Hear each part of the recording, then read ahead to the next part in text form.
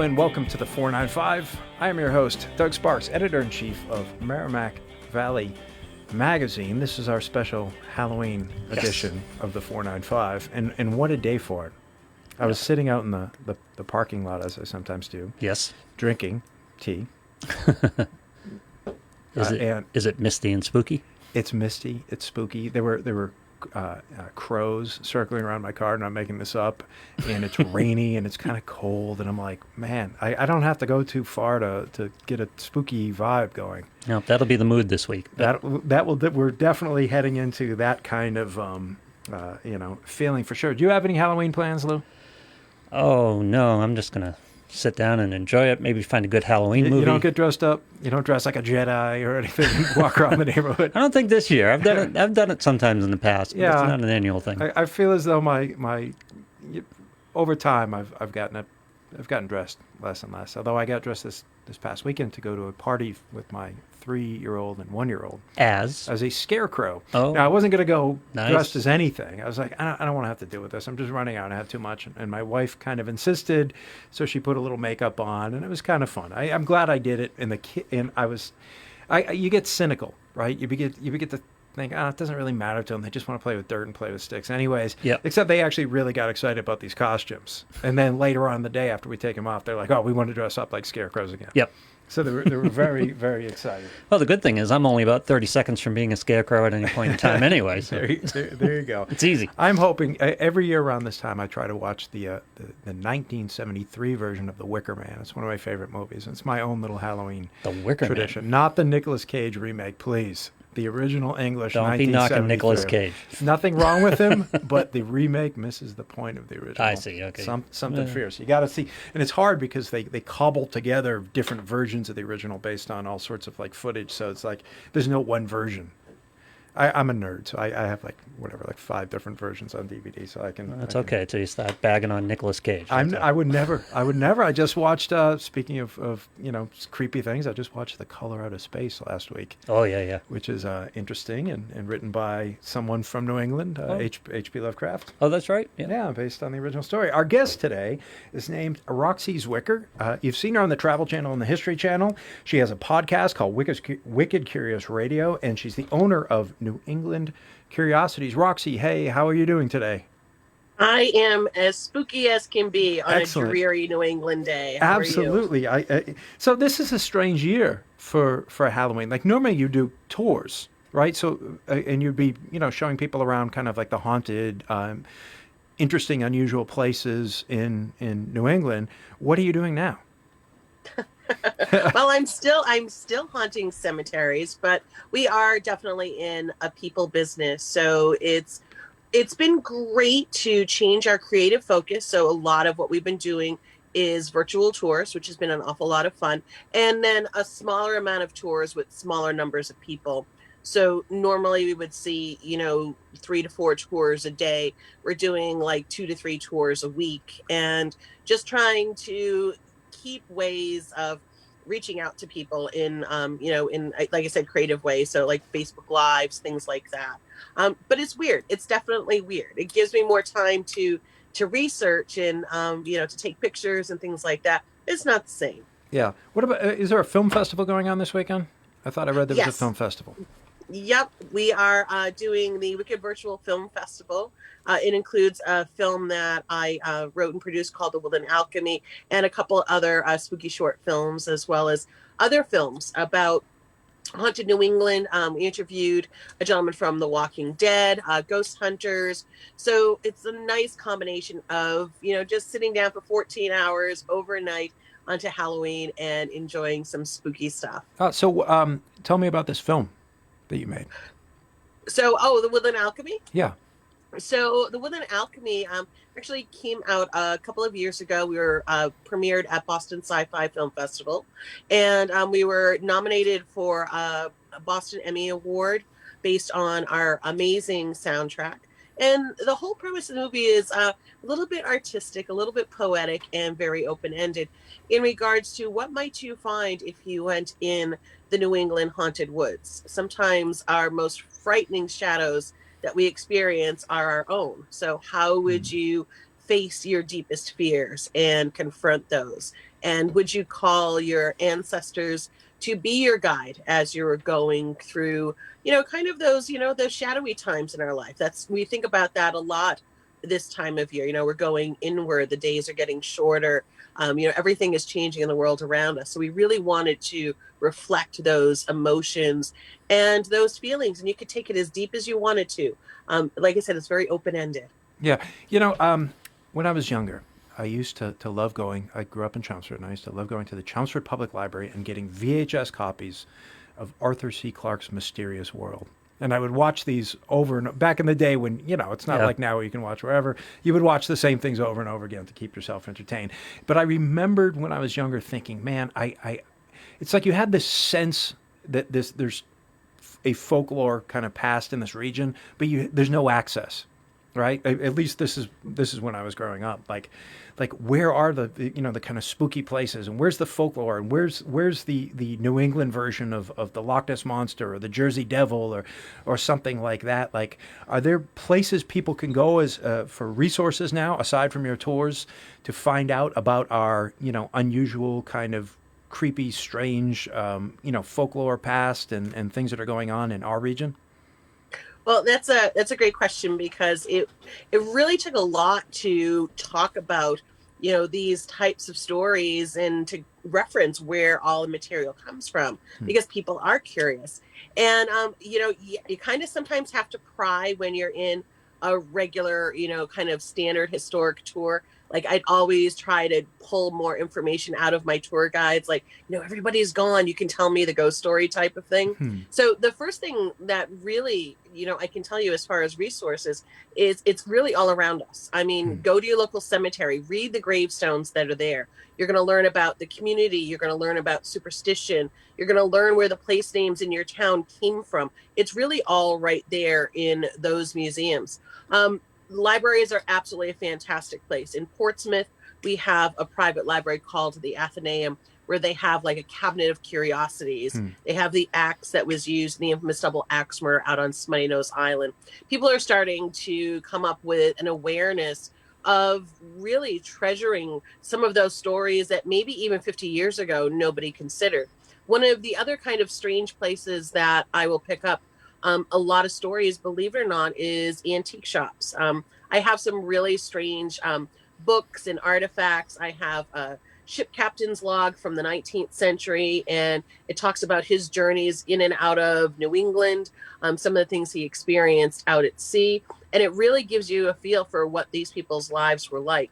So I kind of go a little bit more of the non-traditional path. I'll sit in lectures, and even though we're in a virtual world right now, I still like to hear people talk about, what's going on in their town or with their historical society. So there's a lot of resources. Just gotta look. Yeah, well, I mean, this is kind of fascinating to me because my initial instinct, being educated the way I was, is you go first to the books, but like you're almost doing it like the Brothers Grimm. Like you're talking to people and listening to people and sort of walking and looking and starting there, which I think is probably the way it ought to be. But you get trained in a certain way of thinking. Like you have to kind of start with the library and start with Amazon.com. And you're also you're a writer too. What's your most recent book? So my recent book is the Massachusetts Book of the Dead. Yeah. Okay. Well, tell me about that one. With that title, you must explain what's in the Massachusetts Book of the Dead. So the Massachusetts Book of the Dead looks at the graveyard superstitions, folklore, and strange customs that you would find going all the way back to colonial times. Some of the stories that really have been lost, such as on Cape Cod, women in the late 1700s in certain communities, when their husbands died off and there was no way for them to support themselves, they used to auction the women off at what was called a widow's vendue. And people would essentially take on these women to work for them. And it's kind of a strange concept now, but you had a usefulness in communities back in the day. And it's very much reflected in how people reacted when someone died. And this was a type of thing that people did down there, that they would actually bring these women to auction so the towns wouldn't support them. Today we have public assistance, but back in the day, the towns didn't want to pay for this. So they would sell them off. And I found that to be a strange tale because these women were buried without ceremony, in places without gravestones. It's so strange to think of these things happening, and that's what I wanted to extract and put in this book. Things you might not even consider, such as when they were digging the subway in Boston, they had to unearth thousands of people, and they ended up reinterring them in a mass grave at the end of Boston Common. So it's things that are hiding in plain sight as it relates to funerals, death, and customs around the graveyard. Interesting. When I think of the United States as a whole, and kind of like where the imagination goes, if you're thinking in terms of horror and the supernatural and the macabre, to me, the two places that come right to my mind would be the South, like Southern Gothic, like there's, like the Gothic tradition, and then New England, our region, right? What is it about New England? What is it about the geography? What is it about the culture that gives it this, that lends itself to the macabre? Well, consider when the explorers came over to the New World, it was a dark and scary place. In the 17th century, they weren't the only ones that were here. We're looking at, the struggle for survival when they came over, the struggle to build communities. There was no modern medicine, there was no vaccinations. So communities really became quite superstitious. And I mean, certainly we have, the Salem witchcraft trials to tell us how far superstition can really go. But I think with all of those different factions of people really trying to survive in what was difficult situations, we naturally have this curiosity about understanding how people made, these beautiful homes that we go by. What would these walls have to say? So we have such an obvious connection going past all of these places, wondering about our ancestors. And I think that really speaks to us as a people. New England, it's you can tell another New Englander. We really stick out. And it's not just because of the way we talk. We have that way about us where we are, curious about the things that are in the dark. So, yeah, it's just, I think it's part of our DNA. It really is. We love the spooky stuff. And, it's part of our history. Is it that we're curious about the dark, or we are ourselves sometimes dark people? Because I was thinking about, like, Nathaniel Hawthorne. Hey, the right? winter's long, Doug. Right, it's true. But when Nathaniel Hawthorne writes about your, like, stereotypical New Englander, it's someone's kind of sitting at a bar, kind of quiet and moody and saturnine, and there seems to be, like, this kind of at best resilience and like a stoic quality to New Englanders, and maybe at worst like a chilliness and kind of like a darkness or like a shadow too, that I guess probably has to do with the weather, I'm sure. Go ahead. I would say if you're going to bring me down the Hawthorne Road, then I just have to share this tidbit with you. So when we look at colonial days, the chief funerary expense wasn't the coffin, it wasn't the gravestone, it was hard cider and rum. So that would be dispensed at all the funerals, and some towns would pay for that. So Nathaniel Hawthorne wrote, what grisly jolly it is for New Englanders whose only boon drinking companion was death itself. Talking about that death was just such a great drinking occasion. So when someone died in a community, there was a certain number of church bells that would be chimed. And of course, you'd go and attend to the family that had the death. But in the back of my mind, I'm thinking some people were like, hey, that church bell is a signal that it's time to drink. So I wanted to ask you specifically about haunted or unusual places within the Merrimack Valley. And just for people who are listening, because sometimes I say the Merrimack Valley and people like wonder kind of what I'm talking about. If you don't have a map in front of you and you can't see the river, we're talking about cities like Lowell, Lawrence, Haverhill. We're talking about Newburyport. We're talking about Andover. We're talking about Salem, New Hampshire, not Salem, Mass, Nashua, Manchester. Yep. Are there places within, like along the river, that are kind of hot spots for this type of investigation? Well, one of the places that I found to have a lot of energy myself, and certainly one of the most impactful stories in history, is the Pemberton mill disaster. When you walk the grounds of what remains of this mill, that horrifying mill disaster. And if people don't know, this Lowell mill disaster, it was one of the worst things to ever occur to the pretty much the early industry of the area. A mill collapsed because it was poorly made. People did not think about safety in the late 1800s, and they were moving a machine, and as they moved this machine on an upper floor, it caused the entire building to essentially implode. The dust and debris just blew all the way across town, and during rescue efforts later that evening, someone was using a lantern with fire in it, and the lantern was dropped, and this horrifying scene went up in flames. And it's such a, just the facts behind it are frightening.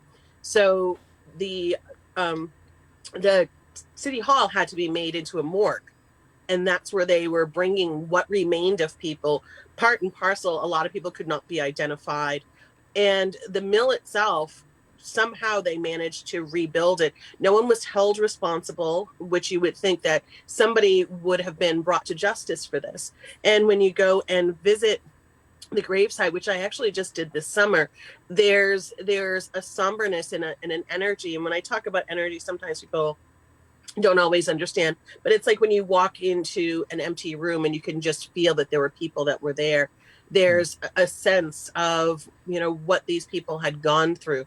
And to imagine, that these folks couldn't even be identified, some of them just with, the joy that was on their hands. That's all they could tell of what this person was. So walking the mill site is definitely something that gets me in touch with the history and the ghosts of that place. A lot of people say that it's haunted. I definitely had a sense of things both there and over at the grave site. I also have a strong feeling, and Lou can certainly speak to this because we've talked about it a lot, that Old Hill burying ground in Newburyport is definitely very haunted. The Pierce tomb that is there has been broken into 3 times. The bodies have been essentially taken apart. It's really just a frightening story of grave robbery and them trying to continue to keep that tomb closed. And there's lots of stories of shadow people being seen walking in and out of the tomb. There's a lot of tales about this very old burial ground that's been around since the early 1700s, and every gravestone there too has a story. But the fact that this tomb has been opened up so many times, the ghosts seem to be more active than ever. And we're talking, just about 10 years ago, somebody had opened it up yet again. Yeah. Do you have any theories about what's happening? Why are these tombs being broken into? Do you have any idea or sense? Yeah. Well, the first 2 times it was broken into by teenagers. The last time it was broken into by somebody on work release, and they twisted a skull off of one of the remains and posed for pictures with it and kicked it down the hill into a hole. And I think people do it for sport, they do it for fun. It's absolutely appalling to me that things like this happen, and it continues to be sealed up, and hopefully right now it's sealed up enough where nobody can get into it. But also the burial ground itself, there's been gravestones that belong there that have been discovered in other parts of Massachusetts. They found a gravestone from Old Hill in Pepperell, Massachusetts, in someone's backyard, and they were able to document this person was buried there, but who took their gravestone. So there's all these little strange things that have gone into the history of this location, which certainly adds to the hauntings. When you go to graveyards, do you yourself get frightened? Do you have that kind of feeling? Is this like your turf? Are you at home? Her best friend's in a graveyard. It depends on the graveyard. I have been scared in graveyards. I was actually scared in the graveyard right up here in Portsmouth, New Hampshire one afternoon because I felt something touch me and there was nobody there. Generally speaking, I'm okay, but things do happen. My awareness is, my antenna is definitely up when I walk through these places. But, I try to let my intuition be my guide. So when I walk in, I'm very much of the mindset, just show me where I need to go. Show me the gravestones I need to look at. So that way I have a sense of connecting with the space. Sometimes I'll walk in and it's really sad. Like you just kind of feel, a sadness. I really try to be very respectful and walk with care and come back with a lot of pictures. And I always go back and try to research some of the stories that might be a little bit lesser known, because some graveyards people go for a certain grave or a certain person, but I really want to see, what are those stories that haven't been told. So I try to let my intuition be my guide. Yeah, because you have this connection in this feel for these places. Does it bother you when you see people who don't have that? Like, and obviously we can think of like teenagers and kind of clowning around, but like I don't know. I know there are some people who jog in cemeteries, right? Like, is that tough for you to see, or is it like it's fine? Doesn't I mean, bother you? any vandalism in a cemetery is absolutely heartbreaking. Hmm. I certainly hope that anybody who goes to a burial ground is very respectful, because there was a time during Victorian days where we would go and picnic in cemeteries. Hmm. It was a way to pass the time and honor those that had come before us. And cemeteries were beautiful garden spaces. But today, when we look at a lot of our old burial grounds, there's no money to restore the gravestones. They're the first things to be cut when it comes to funding. So they're little museums, just like going to the Peabody Essex Museum in Salem. You're going to find some great artifacts. They're out there, just exposed on their own. So it's, anytime I hear something of vandalism, it breaks my heart. But I hope that people will use them as places of exploration to learn more. Yeah. So speaking of Salem, I wanted to ask you about Salem, because of COVID and what's going on right now and the crowds, and people are just really, really concerned about overcrowding and some kind of the health risks. Have you been to Salem? Do you have any thoughts on whether or not people should go visit? So I lived in Salem for a while and absolutely love it. And I know that October is Mardi Gras Halloween. So I decided to go this year in September. I've been doing for the month of October virtual tours of Salem, and I'm so glad that I am, because I know a lot of people. I have a lot of friends, a lot of relatives that live in Salem, and it's really challenging right now. There's some folks who they don't want to follow the rules in Salem. That makes it really difficult for a lot of other people. A lot of the places that people love to go and visit are closed or have limited hours. So it's not the same experience that you normally might have there. My best recommendation is to wait until next year. Salem's not going anywhere, and it definitely has a lot for the curiosity seeker, depending on what it is that you want to check out, whether it's the filming sites or the places related to witchcraft or the shops. But it's different in Salem. It's different everywhere. It's different in Portsmouth as well. So you've got to give it that time. I mean, it's so packed with people. Even now on the weekends, it still kind of surprises me. Yeah. So do you get dressed up? Do you put on costumes? And do you have fun with the holiday in that way? I do that every day. I go to Target and I'm dressed like I'm on a tour. I mean, it's just kind of who I am 24/7. I'm collecting my groceries and somebody's telling me their house is haunted. So of course. So I wanted to ask you more about Lowell. Because we started talking about the Pemberton Mill, and you've also written in the past a subject that I find fascinating: haunted pubs. I haven't read the book. Is the Worthen in there? Because I've got to have to imagine if there's any haunted pub in Lowell, it's got to be the Worthen. Well, the funny thing about the pub book is I had such a list of pubs. And that was on it. And there was just not enough room in the book for everything. I was limited to a certain number of words, which I had gone over. And I've been talking with my publisher to do other editions of that, like I'm doing the Book of the Dead, which is cemeteries in each state. So I really want to revisit that because there are so many other places that I just didn't have time to cover. I try to get a few from, each state. And that one has been on my extended list of places to put in there. Yeah. So turning back the clock to 2019, what would your tours normally look like? Like where would they all be in Portsmouth? Do you go to places like Newburyport? Like how does it work? So if we go back to October of 2019, I do a lot of lectures throughout New England. I mean, everywhere. I've gone as far south as Pennsylvania. So usually during the week, I'm out at a lecture or presentation. I'm at Tewksbury every single year.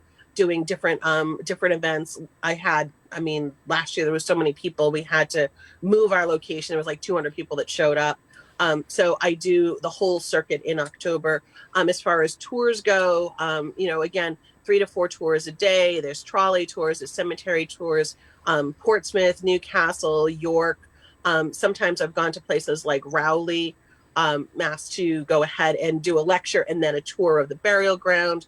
So it really kind of varies because I have a lot of information just outside of the seacoast because I'm originally from Massachusetts. So it's kind of a little bit of everything. And, speaking at paranormal conferences, it's a really full schedule for October. Again, it's being out there and seeing people. That's what I do. Sure. So you mentioned the crowds were so big in Tewksbury that you had to relocate. Like, where does that come from? Why are people so interested and so fascinated with this? Because I think it's okay to talk about right now. I think there was a time where you wouldn't tell someone what you were experiencing or any sort of contact that you might have had. And now it's something that people want to talk about. You kind of kept it hush hush before. Even once in a while, I'll have somebody say, "Oh, I'm not crazy, but I can't tell anybody the story but you."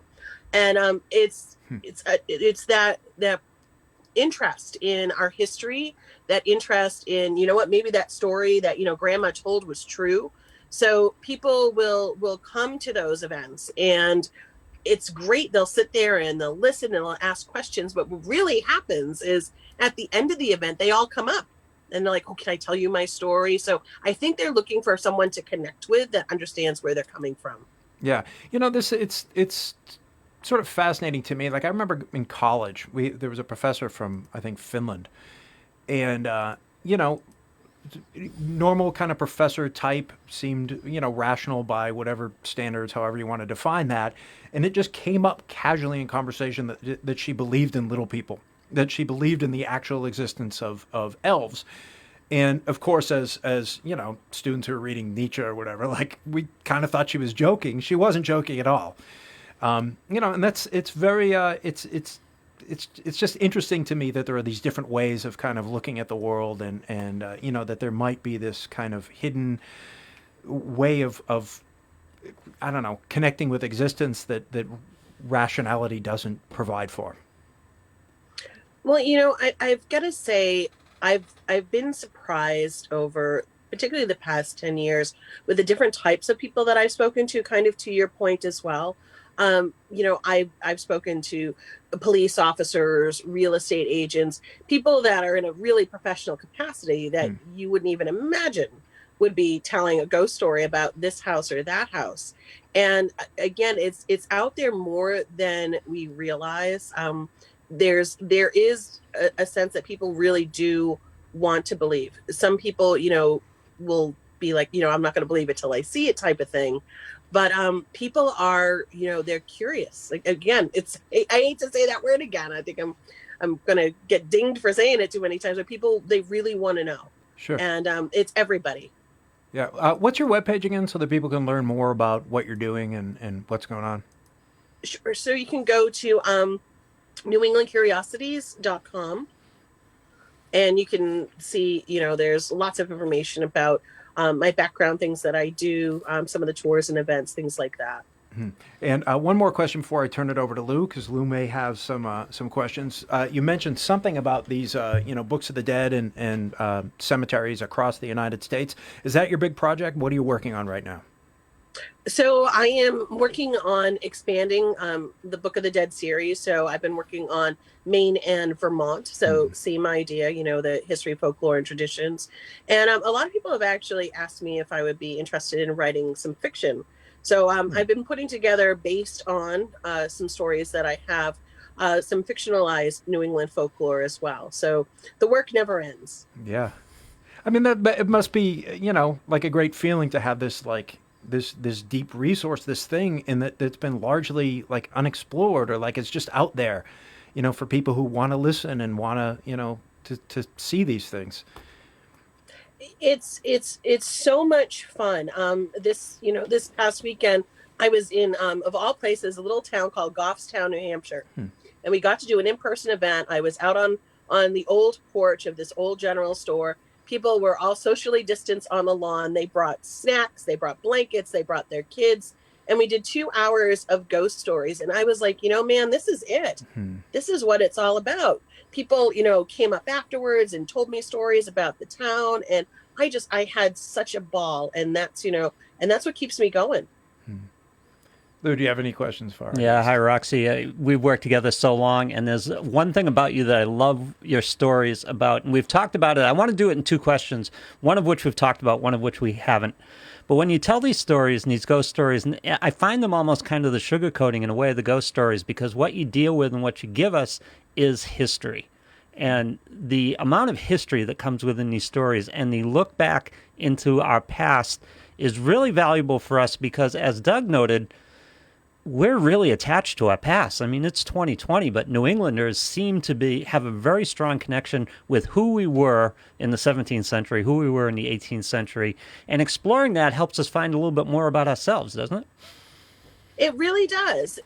We are in New England. This is where, it all started. The people, we've heard about: Washington, Revere, all the people that were so instrumental in the fabric of what this country started as were right here in our backyard. So knowing the history, being able to drive by these sites or go inside these houses and understand what our role is as part of being the history of New England. We grew up with storytelling. That's how we are as a New England culture. This is a story that was passed down from one person to another. So despite the fact that we have, so many electronic devices today, there's something very organic and something just wonderfully historic about sitting around telling stories. You have that personal connection to our history in a way that you don't get from reading a book. And it's about our revolutionary history, how it still lingers with us. It's about our Puritan history, how it still lingers with us. And we're not in touch with that anymore. But once you start to learn the history, you really sense a connection with colonial New England and early American New England. That's who we are, and it lingers to this day. It really does. Even just look at the foods that we eat. We're coming up on Thanksgiving. We're going back to that time frame and honoring that history in our own way, even though there's parts of that history that's being written. But generally speaking, yeah, as a tradition, we have those traditions that are based in our history here. And if really anybody is trying to figure out what that really means on a bigger scale, being in this people business and seeing folks coming from the West Coast or coming from Europe to New England, they have such a view on our little world here and such an appreciation. I mean, they're constantly saying, wow, you're so lucky that you're here. Like, wow, this place is amazing. It's great to see both sides of that. And we've talked about how one of the riches that you have to work with here is that you can tell a ghost story and go stand in front of the building where it happened. And it's not looking at a book, it's not looking at a picture. In this house, here's what has happened. That's a great resource for you, especially in the Portsmouth area.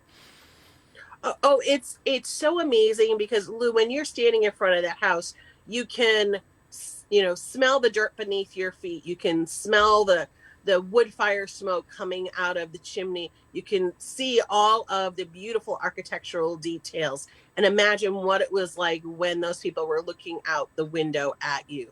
So there's something about just being timeless in that moment. It's like being in a time machine. Luke, can I jump on your question? Because sure. You actually brought something up that I wanted to dig in a little bit, because right at the top of the show, you mentioned the woods and forests. I love to hike.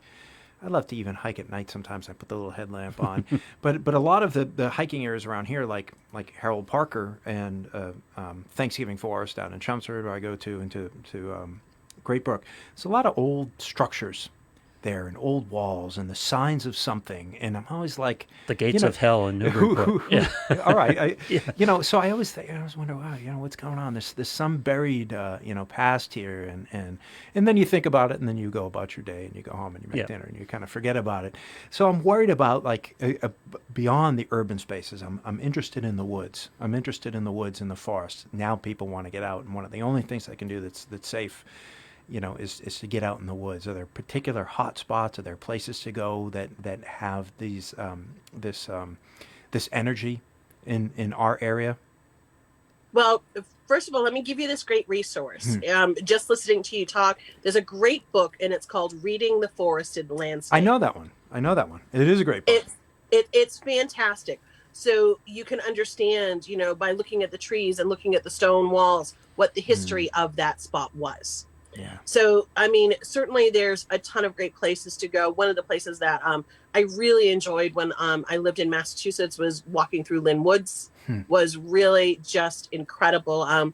You didn't even know, if it wasn't for the plane going overhead, you didn't even know what time frame you were in. There's just something wild and woolly about that space that is, very evocative of spirits and ghosts. And you also have to kind of remember too, when you're out in the woods, if we, go back to our history, during the revolution and things like that, if, soldiers fell, they were often buried right where they were fallen.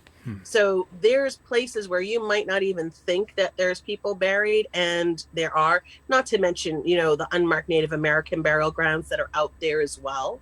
So you'll find that, there's so many layers to the woods. It may have been a farm field before. You could be walking through old cellar holes. So I love that there's such an effort for preserving those places these days. Like, people are starting to notice we're running out of these green spaces and that we need to keep them going. I think one of the attractions, it's ghost story season, so we're talking ghost stories, but a lot of what you do the rest of the year is mediumship and ritual and exploring these types of things with people. And I think one of the things that makes us so attractive these days is that we are, as a people, looking inside ourselves a little bit more. And the movie Woodland Alchemy talks about dealing with your own shadows. Mediumship and ritual is more about the demons within us than the demons without us, right? The things that are acting on us within, as opposed to the things that are acting on us outside, externally. You are 100% correct, Lou, about that. And, when we think of, Halloween that's coming up, and, all Souls Day, and this, this really magical time of year where people say, the veil is thin and ancestors are close and spirits are close, and people light bonfires, and there's so much folklore in just some of the simple things that we do at Halloween. When we're lighting a bonfire, the word bonfire actually comes from bone fire, and the ritual was that you would burn bones as offerings to clear out the shadows in your life, and also pay homage to all of, the animals that gave their lives for the sacrifice of keeping you going during the winter. We put pumpkins on our doorsteps, but really they were there to guide the spirits along their path and to offer protection. So in our little, sort of Halloween day-to-day rituals, there's a lot of history and mystery behind that, which, even if we don't realize it consciously, the things that we're doing in their own way are their own little ritual. Wearing a mask meant to embody what it was that you wanted to be, or you'd wear a mask for protection. We wear masks for fun, but there's so many other layers once you start getting down into it. Like, why do we do that? And that's where I get excited. I'm like, I want to find out why. So I'd love to share that stuff, that we're all doing rituals. Sometimes we just don't know it. And before I turn it back over to Doug, Halloween is going to be different this year. Maybe not trick-or-treating, maybe certainly not parties, things like that. If people want to take a day trip, and I know this is Merrimack Valley based, but we've got a lot of beautiful things within a gas tank of us here. If there's going to be a haunted Halloween day trip, what would you suggest for people? Where would you go? Oh, gosh, that is such a good question, Lou. Oh my God. Like a million places just kind of flood to my mind. I know it's probably a little bit further, but one of the places that I just love for day tripping has to be Hammond Castle in Gloucester. It's absolutely amazing. John Hayes Hammond is buried right on the site. It's super spooky. It really is like going back in the past, and you've got like everything that's right there. The ghost of his wife is there. The view is amazing. So I would definitely check that place out as far as a day trip goes. I mean, it's really not that far from the Merrimack Valley, and you can see some great scenery along the way. So that would be on my list. Like I said, tack in a cemetery along the way. Like if you see one, just stop, park your car, and get out and be surprised. Other than the film festival that starts this Friday, are there other places where people can purchase a DVD or see Woodland Alchemy?